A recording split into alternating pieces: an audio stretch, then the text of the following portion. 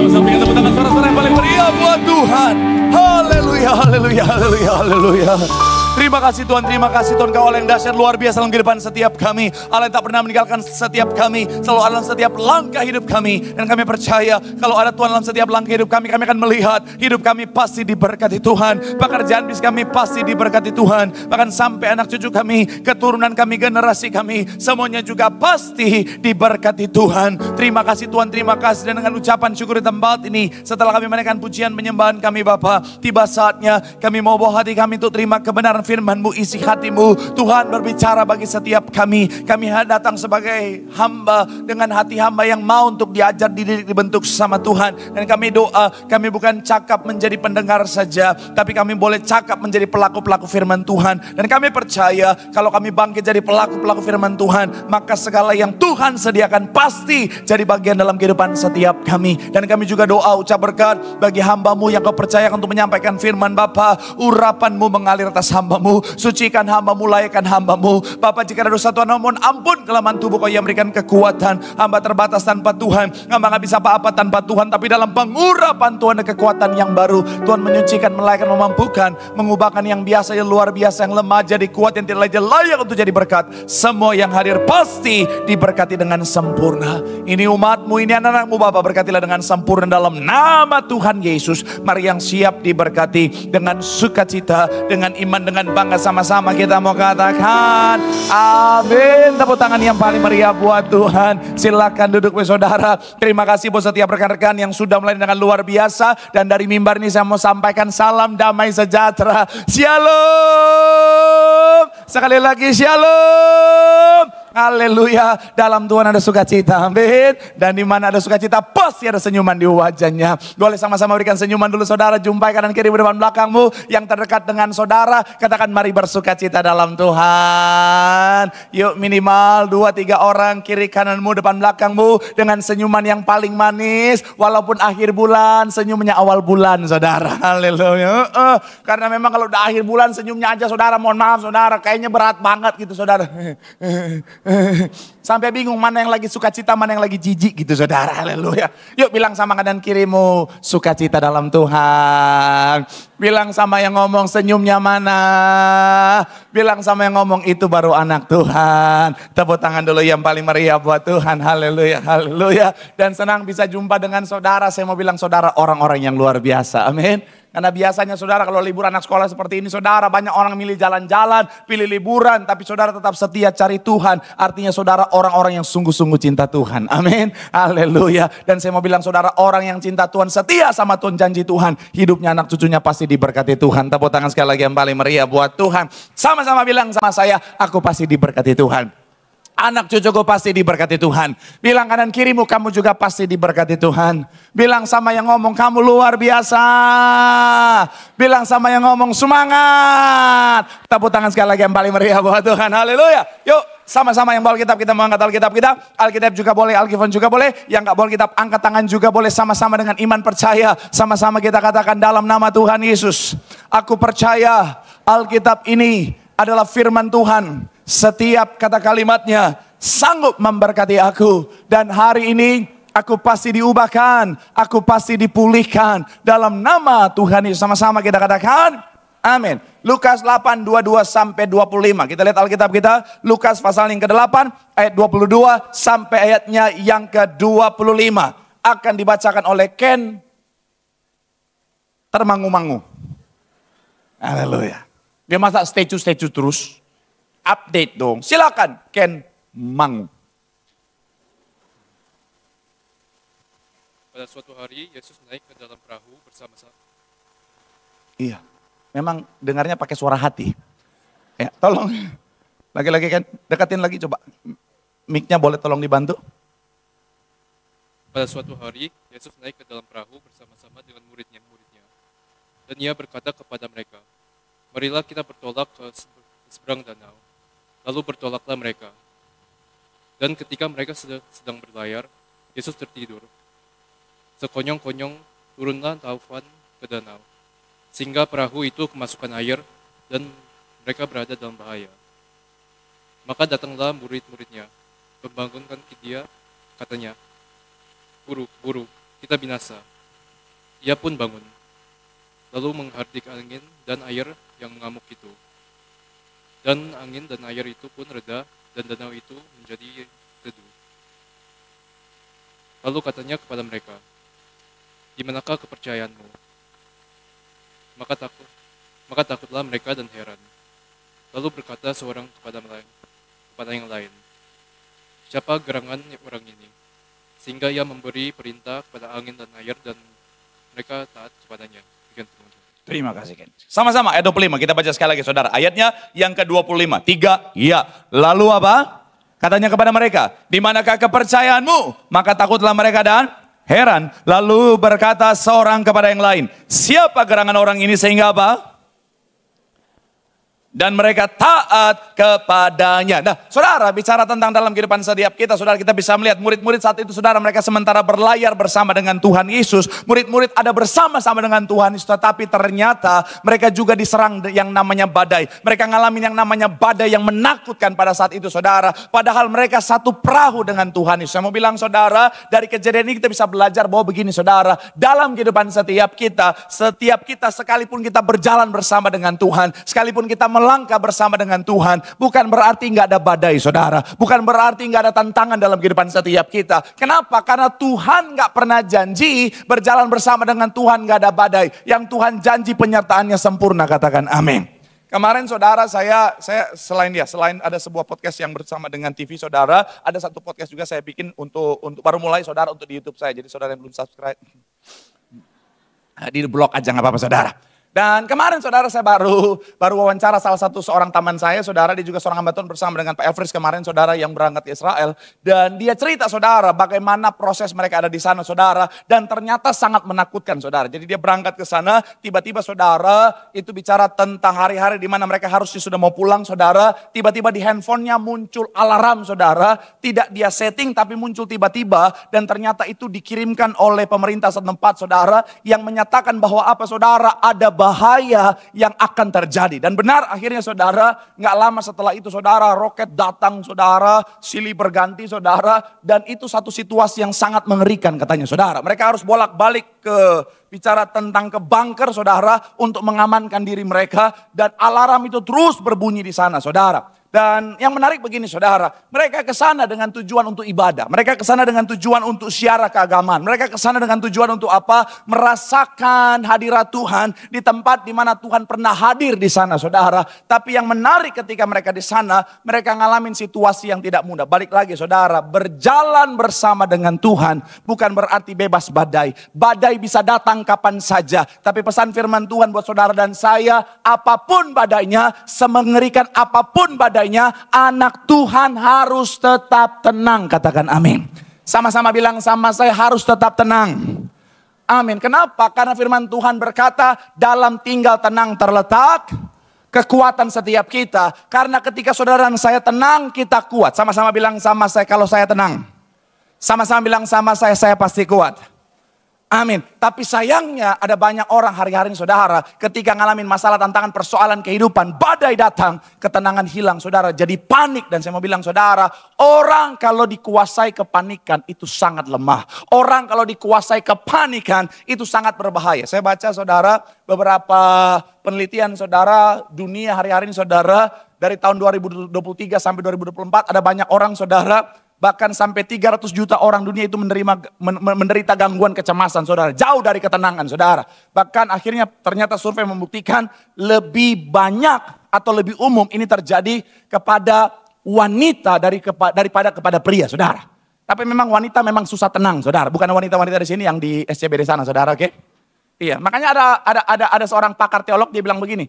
Ada saat di mana sorga itu tidak ada wanitanya. Saya kaget, kok bisa begitu katanya. Jadi 30 menit pertama pada saat pengangkatan itu terjadi, tidak ada wanita di sana, cuma laki-laki semua. Saya sampai bingung, dasarnya dari mana? Ternyata karena dasar firman Tuhan bilang begini. Ada saat di mana sorga itu tenang. Masuk akal. Karena kalau misalnya sorga langsung datang wanita duluan, pasti heboh. Betul ya? Betul kan? Saudara misalnya tiba-tiba terangkat ke sorga, tiba-tiba masuk sorga sama-sama, saya percaya kalau ada wanita-wanita langsung, aduh, darah Yesus. Jangan ketawa wanita bertobat. Kasihan telinga suamimu udah mau meledak kiri kanan, haleluya. Tapi sekali lagi saya mau bilang saudara, kemarin saya pelayanan baptisan saudara, ada banyak anak muda bahkan saudara sedang ngalamin situasi di mana katanya diserang kecemasan, tidak ada ketenangan saudara. Akhirnya sering panik dalam kehidupannya. Saya mau bilang sekali lagi saudara, ketenangan itu penting, katakan amin. Karena apa? Orang kalau panik itu lemah. Orang kalau panik gampang akhirnya dimanfaatkan. Orang kalau panik, saya mau bilang saudara, seringkali otaknya tidak bisa berpikir dengan baik. Akhirnya bisa lakukan kesalahan. Satu cerita lama saya pernah bagikan di tempat ini. Ada seseorang, dia seorang pria introvert saudara. Tapi hari itu dia akan ketemu dengan calon mertuanya saudara. Akhirnya karena dia introvert, dia pemalu, public speakingnya juga dia belum latih. Saat itu dia latihan untuk ketemu dengan calon mertuanya. Dalam perjalanan saudara dia latih terus. Halo tante, aku pacarnya Nia. Halo tante, aku pacarnya Nia. Halo tante, aku pacarnya Nia. Halo tante, aku pacarnya Nia. Sampai depan rumah. Halo tante, aku pacarnya Nia. Halo tante, aku pacarnya Nia. Dia ketok pintu. Halo tante, aku pacarnya Nia. Halo tante, aku pacarnya dia. Ketika buka pintu, yang buka bapaknya Nia, kumisan, tinggi gede, berotot, tatoan, pakai kaos kutang saudara. Dia takut, dia kaget, dia panik, dia bilang, halo om, aku pacarnya tante.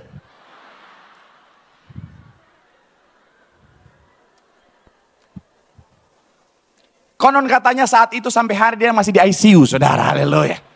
Saya mau bilang saudara, anak Tuhan harus tetap tenang, amin. Mungkin saudara bilang sama saya, Pak Pendeta, saya tahu bahwa ketenangan itu penting Pak Pendeta. Saya mau tetap tenang, tapi pada kenyataannya Pak Pendeta, saya sering panik dalam kehidupan saya. Apa dasarnya supaya saya bisa tetap tenang? Itu yang sama-sama kita akan bahas dalam judul khotbah, bicara tentang tenang di tengah badai. Sama-sama bilang sama saya, tenang di tengah badai. Amin. Doa saya melalui firman Tuhan hari ini, apapun badai saudara dan saya tetap tenang dan melihat kemenangan yang Tuhan sediakan. Tepuk tangan dulu yang paling meriah buat Tuhan. Haleluya. So, apa dasar kita tetap tenang di tengah badai? Yang pertama saya mencatat di sini saudara adalah bicara tentang karena kita sadar semua dalam rancangan Tuhan. Sama-sama bilang sama saya, semua rancangan Tuhan. Sama-sama bilang sama saya, semua dalam rancangan Tuhan. Amin. Kita lihat ayat 22. Saudara bisa tandai Lukas 8 karena kita akan kembali ke sana sepanjang pembahasan kita. Yuk, ayatnya yang ke-22. Yang sudah di sana boleh bilang aku diberkati Tuhan. Yuk, sama-sama kita baca. 3, ya. Pada bersama-sama dengan, perhatikan kalimat selanjutnya. Dan ia berkata kepada, marilah kita. Lalu sekali lagi yang saya rubah warnanya. Dikatakan apa? Dan ia berkata kepada mereka, marilah kita. Pertanyaan saya, siapa yang mengajak mereka untuk bertolak? Yes, Tuhan Yesus. Dan Tuhan Yesus yang menjadi inisiator mereka untuk apa saudara? Ada di tengah laut. Pertanyaan saya selanjutnya, Tuhan tahu nggak akan terjadi badai? Sangat tahu. Bahkan tidak ada satupun yang terjadi di bawah kolong langit ini tanpa seizin Tuhan. Amin. Artinya apa? Kita bisa melihat bahwa Tuhan yang memang mengizinkan itu. Mereka alami. Badai itu terjadi dalam kehidupan mereka. Tapi saya mau bilang saudara, kalau Tuhan izinkan, pasti untuk mendatangkan kebaikan. Katakan amin. Allah turut bekerja dalam segala sesuatu, termasuk bicara tentang di dalam badai Tuhan bekerja di sana. Makanya dalam kehidupan setiap kita, apapun keadaannya, mengerikan apapun badainya, saudara dan saya punya dasar untuk tetap tenang. Kenapa? Karena kita tahu Tuhan yang pegang semuanya. Katakan amin. Bapa yang jahat saja tahu memberi apa yang baik buat anak-anaknya. Apalagi Bapa kita di sorga, dia Bapa yang baik. Jadi kalaupun Tuhan izinkan badai, saya mau bilang saudara, badai itu pun tidak akan membinasakan setiap kita. Kalaupun Tuhan izinkan badai, badai itu tidak akan menghancurkan setiap kita, tetapi untuk mendatangkan kebaikan. Katakan amin. Makanya Rick Warren bilang begini saudara, badai dalam hidupmu tidak datang untuk menghancurkanmu, tetapi untuk mengarahkanmu. Sama-sama bilang sama saya, tidak untuk menghancurkan. Amin. Mother Teresa juga berkata begini saudara, Allah menuliskan cerita hidupmu dengan pena kasih-Nya. Meski ada halaman yang menyakitkan, itu bagian dari keindahan rencananya. Jadi kalau Tuhan tulis badai dalam lembaran kehidupanmu, Tuhan sementara menulis itu dengan pena kasih-Nya. Jadi bukan untuk kejahatan, bukan untuk menghancurkanmu, bukan untuk membinasakanmu, tetapi untuk mendatangkan kebaikan dalam kehidupanmu. Katakan amin. Sekalipun sakit. Shalom yang baru putus. Oh enggak ada ya, enggak ada ya. Shalom yang baru diselingkuhi. Oh iya, enggak enak ngaku ya. Kode aja. Kamu diselingkuhi, bukan. Saya yang selingkuh. Oh, darah Yesus. Itu nanti tumpang tangan itu. Sama tumpang kaki sedikit. Saya mau bilang sekali lagi, saudara, kalau hari ini mungkin Tuhan izinkan satu hal yang menyakitkan dalam hubunganmu misalnya. Iya Pak, pacarku selingkuh Pak. Terus dia selingkuh sama temanku sendiri lagi. Oh my God. Itu sakit banget saudara. Karena memang lagi musim ya PMP. Apa itu? Pren makan pren. Banyak kan? Banyak kan? Di depan kita begini. Kok lu mau sama dia sih? Kalau gue jadi lu, gue buang. Laki-laki macam begitu mau buang aja. Pas putus, jadian sama yang ngomong tadi. Kok gitu? Buat gue. Dares, tapi gak apa-apa. Saya mau bilang saudara, kalau Tuhan izinkan pasti untuk kebaikan, amin. Ini khusus sesi anak muda, makanya saya kasih tahu ya. Kalau misalnya pacarmu selingkuh, sama apalagi sama temenmu, cuek aja, santai aja. Kenapa? Karena dia, kalau kamu untungnya kehilangan orang yang tidak setia, tapi dia kehilangan orang yang tulus mencintainya. Aduh. Haleluya. Jadi sukacita aja, nggak usah sedih, nggak usah nangis, nggak usah makan santai aja, happy aja lah, betul ya? Happy aja lah, bernyanyi. Kalau orang tanya, lu kok mantan lu udah selingkuh, lu happy aja? Karena gue percaya Tuhan punya rancangan yang indah. Asik. Tapi kan dia selingkuh sama temen lu sendiri. Lu gak jealous, lu gak marah. Kata mama, buang sampah pada tempatnya. Haleluya. Tunggu, ada yang di TikTok komen begini, Pak kalau abis bikin lucu tabok mimbar dulu dong. Oke. Saya mau bilang sekali lagi saudara, kalaupun Tuhan izinkan badai, sama-sama bilang sama saya semuanya untuk mendatangkan kebaikan. Amin. Jadi artinya apa saudara? Sehebat apapun badai yang Tuhan izinkan, tetap tenang. Karena ujung-ujungnya sekali ada rancangan Tuhan yang indah yang Tuhan sudah sediakan. Sekali lagi tepuk tangan yang paling meriah buat Tuhan. Bilang sama kanan kirimu, tenang. Karena semuanya dalam tangan Tuhan. Tepuk tangan yang paling meriah buat Tuhan. Haleluya. Yang kedua, apa dasar kita untuk tetap tenang di tengah badai? Yang kedua adalah karena kita punya kekuatan yang melebihi daripada badai. Sama-sama bilang sama saya kekuatan kita. Sama-sama bilang sama saya lebih daripada badai. Amin. Ayat 24 sama-sama kita baca. Yuk ayatnya yang ke-24. Yang sudah di sana boleh bilang aku diberkati Tuhan. 3, ya. Maka guru-guru kita ia pun bangun lalu apa? Sekali lagi saudara, bagian awal dikatakan apa? Maka datanglah murid-muridnya membangunkan dia, katanya guru-guru kita. Saya mau bilang saudara, kita bisa lihat di sini saudara, situasinya pasti sangat mencekam. Bicara tentang badai yang terjadi, pastilah badai yang sangat mengerikan. Kenapa saya bisa bilang begitu saudara? Kita tahu bersama, sebagian besar murid-murid profesinya adalah apa? Nelayan, betul. Dan mereka rata-rata tinggal daerah situ saudara, di Danau Galilea itu saudara. Dan saya mau bilang saudara, mereka sudah sangat terbiasa dengan situasi yang ada di danau itu saudara. Mereka lahir dan besar di sana, bahkan prediksi saya dari mereka lahir sampai besar di sana, ikan-ikan lihat mereka langsung bilang, respect abangku. Iya dong. Bahasa zaman sekarangnya tuh mereka tuh akamsi. Tahu akamsi? Anak kampung sini. Tapi lebih cocok mereka tuh adansi. Adansi itu adalah anak danau sini. Haleluya. Saya mau bilang saudara, mereka sudah lahir dan besar di sana, ngerti situasinya. Tapi ketika badai itu datang, mereka sangat ketakutan. Artinya apa? Situasinya sangat-sangat mengerikan saudara. Badainya sangat besar, tapi yang menarik adalah apa? Yang Tuhan lakukan adalah Tuhan menghardik badai itu, Tuhan meredakan badai itu, menunjukkan apa? Kuasa Tuhan lebih daripada badai, katakan amin. Dan saya mau bilang saudara, saudara dan saya anak Tuhan, sama-sama bilang sama saya, kita punya kuasa. Bilang kanan kirimu, kita punya kuasa. Dasarnya di mana? Coba kita buka Alkitab kita saudara. Yohanes pasal yang ke-14 ayat 12, sama-sama. Yuk, Yohanes 14 ayat 12, 3, ya aku sesungguhnya barang siapa?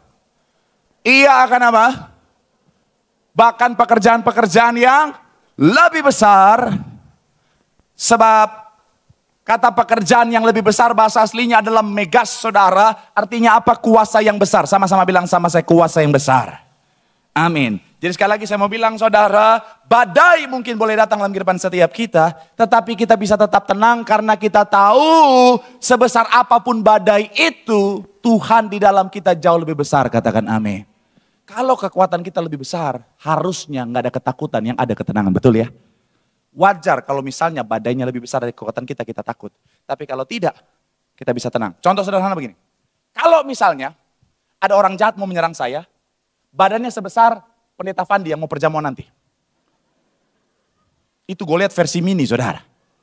Pendeta Fandi, saya mau undang dia tapi kasihan, dia lagi makan di belakang. Padahal katanya mau diet, haleluya. Kalau misalnya badan se-slim fit saya, hadapi orang jahat sebesar Pendeta Fandi, wajar nggak kalau saya takut? Wajar dong, wajar kan? Lebih besar daripada saya, betul ya?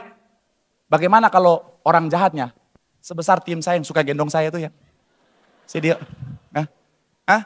bukan sebesar, sorry. Sekecil tim saya yang suka gendong saya. Wajar nggak saya takut? Enggak, saya colok hidungnya, pingsan 2 hari itu saudara. Saya mau bilang kalau badainya lebih besar daripada kita, mungkin masuk akal kita tidak tenang. Kita akhirnya cemas, kita akhirnya tidak ada sukacita. Tapi masalahnya firman Tuhan yang dengan tegas bilang begini saudara. Tidak ada masalah, tidak ada persoalan, termasuk tidak ada badai yang melebihi kemampuan saudara dan saya. Amin. Artinya apa? Mau sebesar apapun badainya, itu tidak pernah melebihi kapasitas kita. Katakan amin. Tuhan kita jauh lebih besar, amin. Tapi iblis kan bapa segala dusta, betul ya? Iblis bapa segala dusta dan seringkali dia pakai tipu muslihat untuk bilang buat saudara dan saya, kamu tidak lebih besar daripada masalahmu. Kamu akan kalah dengan masalah yang besar ini. Kamu akan hancur dengan badai yang besar ini. Kamu akan binasa dengan situasi yang besar ini. Saya mau bilang saudara, itu kebohongan. Karena ada banyak anak Tuhan percaya kebohongan iblis dan bilang apa? Iya, saya nggak mampu, saya akan kalah, saya akan hancur. Saya mau bilang saudara, itu tipu muslihat. Kenapa? Karena yang paling tahu kita adalah Tuhan. Katakan amin. Sedikit, saya pernah bagikan di tengah minggu.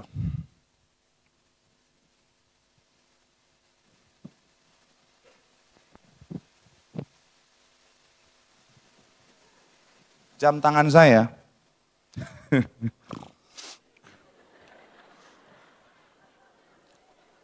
Emang gitu, kalau pakai jam tangan keren harus begitu. Jam tangan saya mungkin bukan jam tangan mahal ya. Ada yang suka iseng-iseng. Foto pendeta dan jam tangannya. Yang lain keren-keren. Pendeta Marcel, kasihan. Tapi sekali lagi saya mau bilang saudara, jam tangan saya bukan Rolex. Jam tangan saya bukan Panerai. Udah cuma 2 itu yang saya tahu saudara. Tapi saya mau bilang saudara, sekalipun jam tangan saya tidak semahal jam tangan itu. Jam tangan itu kalau beli jam tangan saya dapat 200 sampai 300 biji saudara. Tapi saya mau bilang jam tangan saya lebih keren daripada jam tangan itu. Mohon maaf ya, saudara yang pakai Rolex, yang pakai Panerai. Mohon maaf ya, jam tangan saya dengan bangga saya bisa bilang lebih keren daripada jam tangan itu. Kenapa? Karena secanggih-canggihnya Rolex, sekeren-kerennya Rolex, gak bisa terima chattingan. Betul ya? Rolex bisa getar nggak? Nggak bisa. Rolex bisa terima WA? Nggak bisa. Rolex bisa ukur jantung? Nggak bisa. Xiaomi bisa.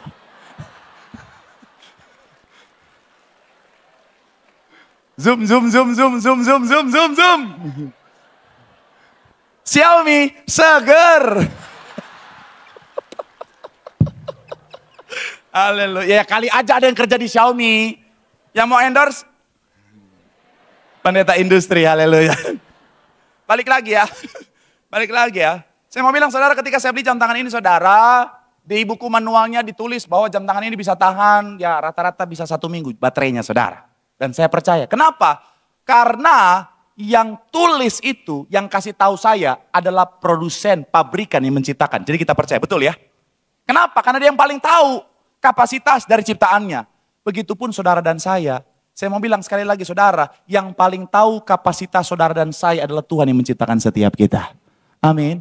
Jadi kalau Tuhan bilang apa, saudara dan saya, kuat tidak pernah melebihi daripada kapasitas kita. Masalah yang Tuhan izinkan, badai yang Tuhan izinkan, itu yang kita percaya. Jadi kalau iblis bilang kau nggak mampu, kau nggak sanggup, kau akan kalah, kau tidak lebih besar daripada masalah, Bu. Bilang sama iblis, sotoy lu. Iya kan? Bahkan kalaupun iblis pakai orang di sekitarmu dan bilang, masalahmu lebih besar daripada kemampuanmu, kamu nggak akan mampu. Bilang sama dia, sotoy lu. Kalau dia marah, bilang pendeta saudara yang suruh ngomong. Kalau dia marah, kasih tahu pendeta saudara. Kok lu kurang ajar sama gue, siapa yang suruh? Pendeta gue. Siapa pendeta lu? Elfri Sirait. Jangan saya lah. Gak apa-apa lah. Kan pendeta Elfri sudah terbukti berani menghadapi roket-roket, saudara. Haleluya. Kalau saya lihat tawuran antar kampung aja pakai roket Natal. Kiu, saya ketakutan, saudara. Haleluya. Tapi sekali lagi saya mau bilang, saudara, jangan dengerin kebohongan iblis. Amin. Karena yang menciptakan setiap kita berkata, apapun badai, segala perkara dapat kita tanggung dalam Tuhan yang memberikan kekuatan. Tepuk tangan sekali lagi yang paling meriah buat Tuhan. Bilang sama kanan kirimu, kita akan tetap tenang. Karena ada Tuhan yang besar dalam setiap kita. Tepuk tangan yang paling meriah buat Tuhan. Haleluya. Yang terakhir, musik bola maju ke depan. Yang ketiga, apa dasar kita tetap tenang? Yang ketiga adalah karena badai pasti reda. Sama-sama bilang sama saya, badai pasti reda. Sama-sama bilang sama saya, badai pasti berlalu. Amin. Kita lihat ayat dan 24 bagian terakhir, saudara. Sambil 5 musik saya undang maju ke depan, saudara. Sekali lagi kita baca full, baru kita fokus ke bagian terakhir. 3, ya. Maka katanya, guru-guru kita binasa. Ia pun bangun lalu apa? Dan angin dan air itu pun apa? Dan danau itu menjadi, kalimat terakhir dikatakan apa? Dan angin dan air itu pun reda. Dan danau itu menjadi apa? Teduh. Memang ketika dia berkecamuk itu mengerikan. Memang ketika badai itu datang, itu begitu menakutkan bagi mereka. Tetapi semenakutkan apapun badainya, sebesar apapun badainya, endingnya akan selesai juga. Akan reda juga. Saya mau bilang, saudara, saya nggak tahu badai apa yang sementara saudara hadapi. Tapi tidak untuk selamanya Tuhan izinkan badai itu. Karena kita terlahir bukan untuk badai.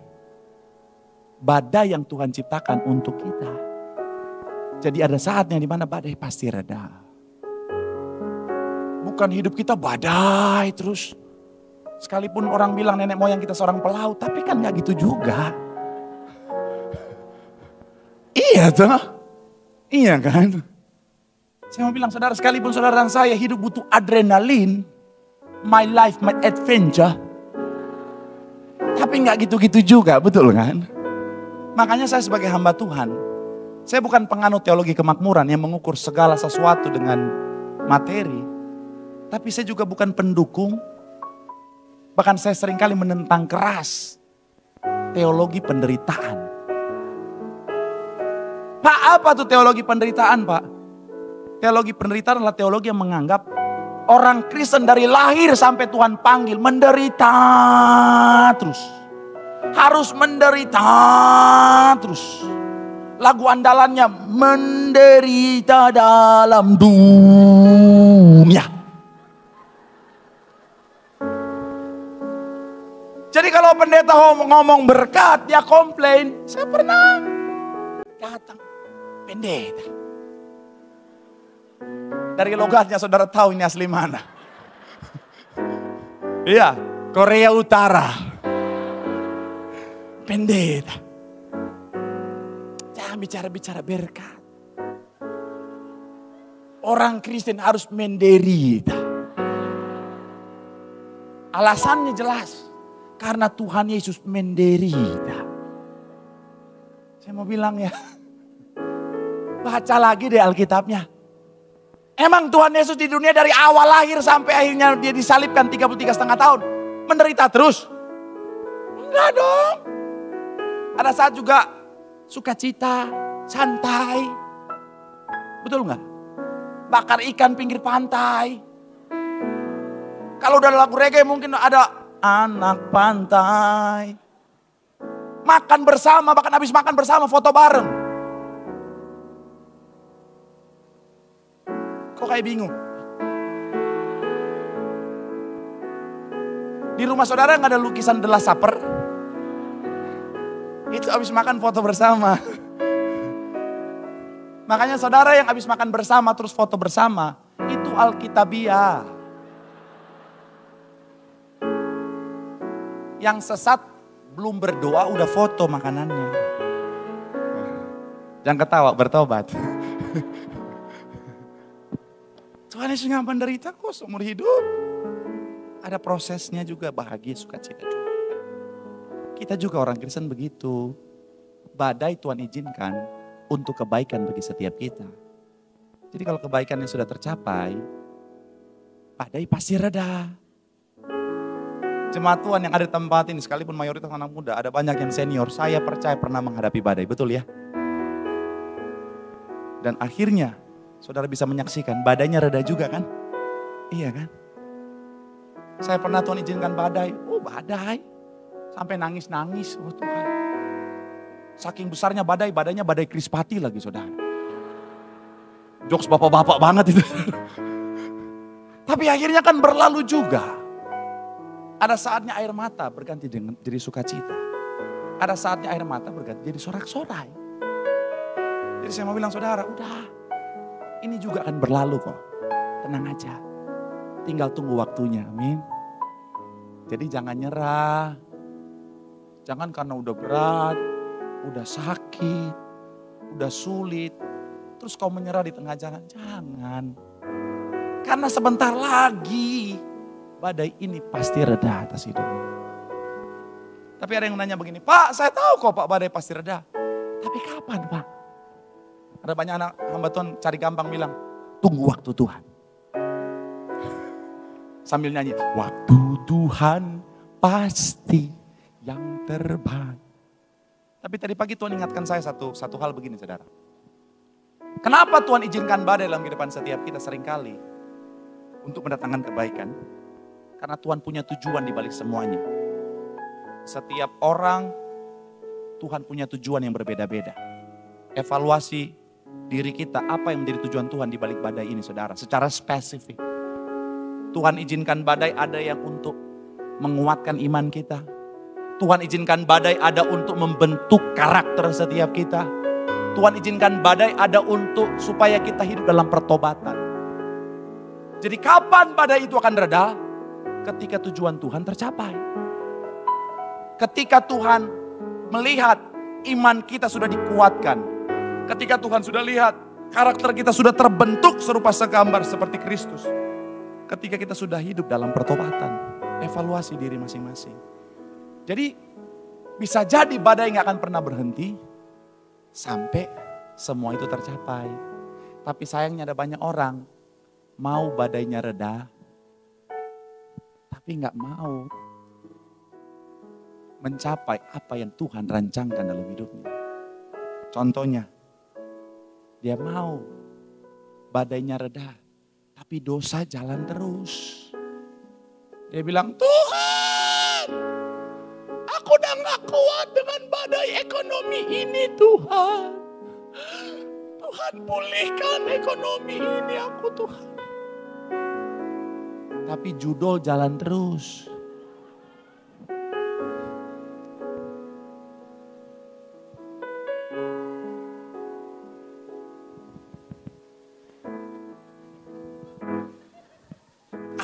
Gak gacor-gacor nih. Kok dari ketawa saudara saya curiga ya? Pak Pendeta sendiri kok tahu? Dari TikTok. Akhirnya apa? Habis duit. Dari judul, dia pinjol. Lingkaran setan itu saudara. Dia pakai lagi pinjol buat judul. Debt collector datang, shalom. Terus gak tobat-tobat saudara. Saya mau bilang saudara, badai itu akan tetap datang kalau kita gak mau mencapai tujuan Tuhan di balik badai itu. Saya pernah lihat di TikTok ada bapak-bapak. Dari mohon maaf banget. Dari keadaannya udah kelihatan lagi susahnya. Udah susahnya minta ampun. Tapi judul jalan terus. Sampai di TikTok itu saudara. Dia pakai back sound. Oh iya. UI. Tapi main terus. Aduh. Itu iblis juga lihat dia. Menyala abangku.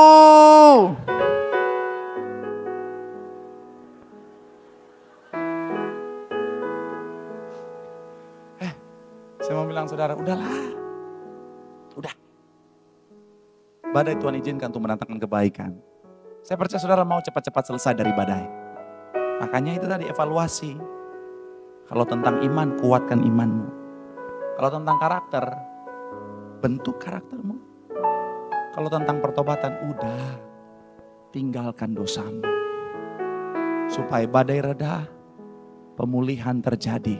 Kemenangannya Tuhan nyatakan. Tepuk tangan sekali lagi yang paling meriah buat Tuhan. Bilang sama kanan kirimu, tenang. Karena badai pasti berlalu, pasti reda, pasti tenang. Tepuk tangan yang paling meriah buat Tuhan. Yang diberkati boleh lambaikan tanganmu. Sorak-sorak yang paling meriah buat Tuhan. Ku kan terbang tinggi bagai Raja Wali di atas segala persoalan hidupku, dan aku percaya saat ku bersama Dia tiada yang mustahil bagi. Sama-sama boleh berikan tepuk tangan yang paling meriah buat Tuhan. Sambil kita boleh bangkit berdiri, katakan terbang tinggi di atas segala persoalan ku percaya, karena ku percaya saat ku bersama Dia. Tiada yang mustahil, tiada yang mustahil bagi Dia. Doa di hadapan Tuhan. Firman Tuhan mengatakan setiap kita bawa badai, Tuhan bisa izinkan terjadi datang dalam kehidupan setiap kita. Tapi tetap tenang, karena di sanalah kekuatan setiap kita. Dasar kita bisa tetap tenang yang pertama dengan menyadari bahwa semuanya dalam rancangan Tuhan.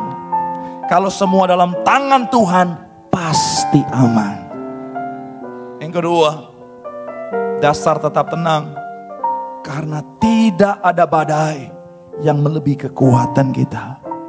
Karena di dalam setiap kita ada Tuhan yang jauh lebih besar dari setiap badai. Dan yang terakhir, dasar kita tetap tenang karena kita tahu akan ada saat di mana badai pasti berlalu. Karena tidak untuk selamanya dibiarkannya orang-orang benar itu goyah. Akan ada saat di mana berkat pemulihan mujizat pasti Tuhan nyatakan. Tepuk tangan sekali lagi yang paling meriah buat Tuhan.